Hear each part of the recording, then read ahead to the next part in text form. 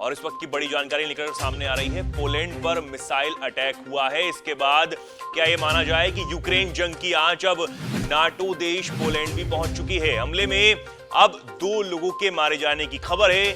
G20 summit के बीच G7 देशों की आपात बैठक भी इस हमले के बाद बुलाई गई है। यूक्रेन जंग की आंच अब नाटो देश पोलैंड तक पहुंच गई है, यह माना जा रहा है, और एक मिसाइल हमला हुआ है। इस हमले में 2 लोगों के मारे जाने की खबर है। पोलैंड ने कहा है कि यह मिसाइल रूस में बनी हुई थी, लेकिन अभी यह स्पष्ट नहीं है कि इसे किसने दागा था। इस बीच पोलैंड पर मिसाइल हमले के बाद अमेरिका के नेतृत्व में G7 देशों की पाली में ही आपात बैठक हुई है। इस हमले के बाद अमेरिकी राष्ट्रपति जो बाइडेन ने कहा कि प्राथमिक साक्ष्य ये बताते हैं कि इस बात की आशंका न के बराबर है कि मिसाइल को रशिया की ओर से दागा गया था।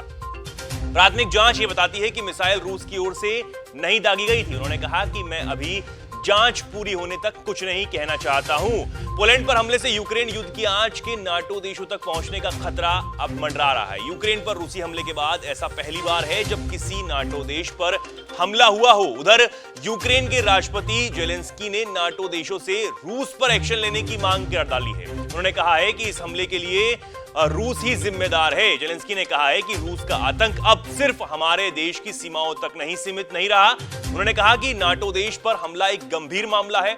उन्होंने यह भी कहा कि नाटो से रूस के खिलाफ सख्त एक्शन ले, और हालांकि रूस ने ऐसे किसी हमले से साफ इनकार कर दिया है। रूस ने पोलैंड के मीडिया पर भड़काने का आरोप भी लगाया है।